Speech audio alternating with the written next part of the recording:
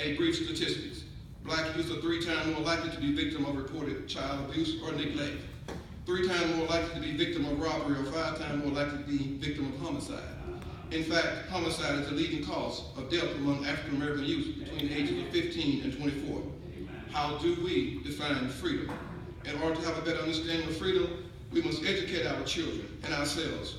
We are born free today, but we die in debt due to poor management skills, bad spending habits, buying land roads before being landowners, credit card spending, trying to win the lottery, bankruptcy, and also making loans from advanced credit companies, failure to manage our own credit, casino visits, spending too much time blaming others for our lack of success. 50% of African Americans send a child to college and maintain their household have credit card debts. We spend too much time on social media, Facebook over real books. Today, African Americans have fewer assets to fall back on than other households. Only just $1 in wealth for every $20 owned by whites. It is sad today that in our country, $200 billion are put in place for public safety, and $70 billion of those dollars are spent on incarceration. We have over 1 million African Americans in prison today. How do we define freedom? We have work to do because we are not winning the race, but we are still in the race.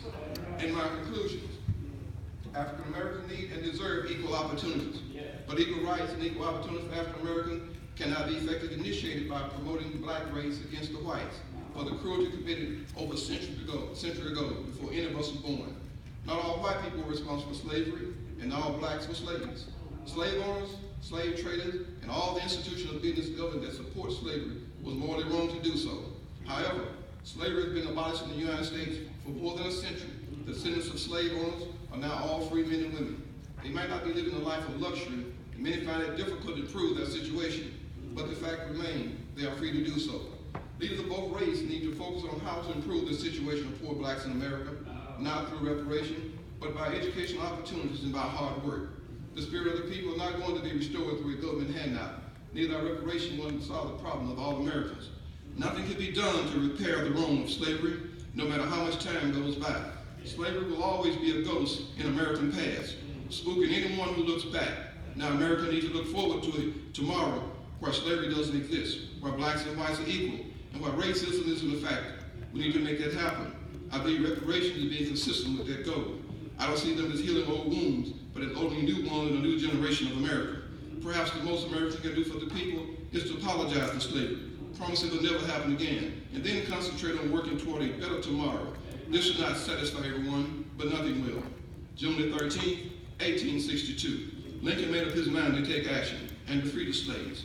100 days later, January 1st, 1863, was the great day of Jubilee for all the friends of freedom. In the biblical book of Leviticus, a Jubilee is mentioned to occur every 50th year, in which slaves and prisoners would be free, debt would be forgiven, and the mercy of God would be particularly manifested. The Emancipation Proclamation was not just for colored people, but for all Americans. The slave mentality still exists.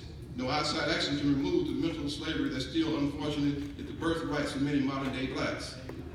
There is work to be done. Tonight, I challenge our African American generation who are living in this post-emancipation era. Take advantage of the education and business opportunities that exist. Spend time with your families and learn how to appreciate your blessing. Who will tell our story in the 21st century? The civil rights battle began to rage 100 years after the Emancipation Proclamation in 1960. And since then, blacks have made tremendous progress in American society, but not enough. The future is now. There is work to be done, and we need to do it. I wish everyone here tonight and all over the world a happy and a prosperous new year. Thank you.